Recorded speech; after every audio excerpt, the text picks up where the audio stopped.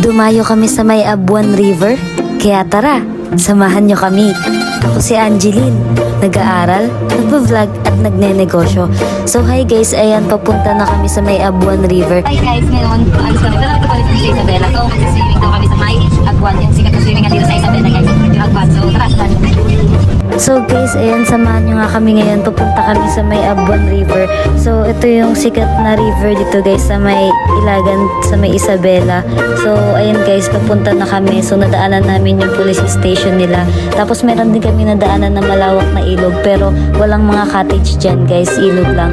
Tapos itong next na nadaanan namin guys, mga naliligong baka tsaka kalabaw guys sa ilog.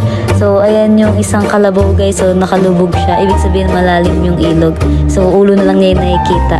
Kapag galing ka nga pala sa may Isabela mismo guys, 1 hour and 30 minutes lang siya ibiyahe.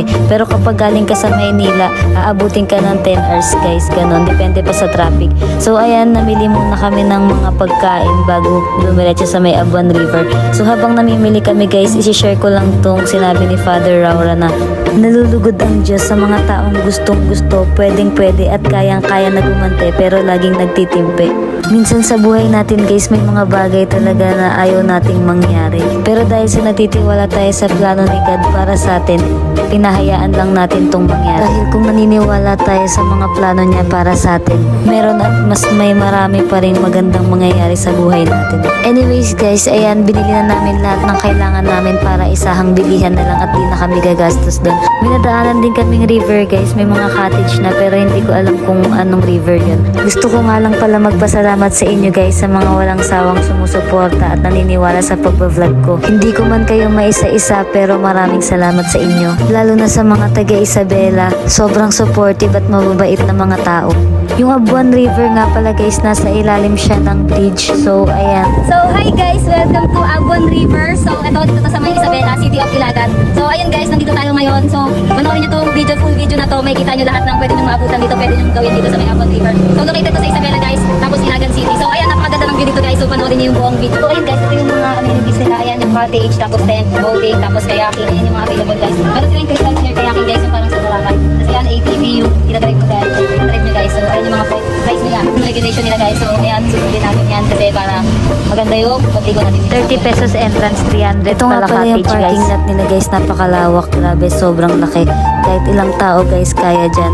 So, kahit ilang sasakyan dalhin nyo, kayang-kaya dyan guys. Tapos meron din silang tinitindang ganyan, mga damit, shades, rash guard, ganun. Tapos maraming sindahan din guys na tabi-tabi in case na meron kayong kulang sa gagamitin nyo. So, ayan yung mga bangka guys, yung mga pangkayak, yung mga boat nandyan sa gilid nakapwesto. Sabi nila guys, dati yung mga cottage daw nandyan lang mismo sa may ilog. Pero ngayon, tinaas na nila, so wala na siya sa may tubig. And guys, ang angas niyang 4x4 na maliit lang. Sobrang ganda nga pala dito guys. Ayan, meron pa silang paakyat doon, parang view deck nila kasi may mga pwedeng picturean pang Instagram. Pero guys, kung ayaw nyo nang dumaan dun sa may baba, kung pwede nila nakaraan. Meron silang basura. Dahil sa sikat na dinarayo nga to guys, ayan, may Amerikano kaming nakita dyan. Ito guys, pag diniretso nyo yan, ayan, may makita kayong hagdanan pababa dyan. Ayan yung papuntang cottage sa baba guys. So matatapakan nyo na dyan yung mga maliliit na bato. Yung style nga pala ng river dito guys, maraming malalaking bato. Ayan, kagaya ng ganyan. Nga pala guys, nadaan dyan yung mayor ng City of Ilagan, Isabela. So shoutout nga pala kay Mayor Diaz. So napaka-humble, napakabait. May naka-separate nga pala na vlog para dun guys. Kaya panoorin nyo lang sa timeline ko. Dahil first time kong makakita ng mayor na pumupunta sa ilog. Ganyang view nga pala yung maabutan nyo guys. Maraming pang pictorial, maraming pang post sa Instagram, ganun. Kaya kung pupunta kayo dito guys, mag-ready kayo ng pang outfit check nyo. So ayan, nakain muna kami bago mag-swimming. Tapos ayan yung resibo namin sa cottage. Fast forward, nakauwi na nga pala kami. Dito ko na rin tatapusin yung vlog ko guys. Salamat sa panonood. Next vlog naman ulit. Bye! And don't forget to follow my social media accounts. Thank you!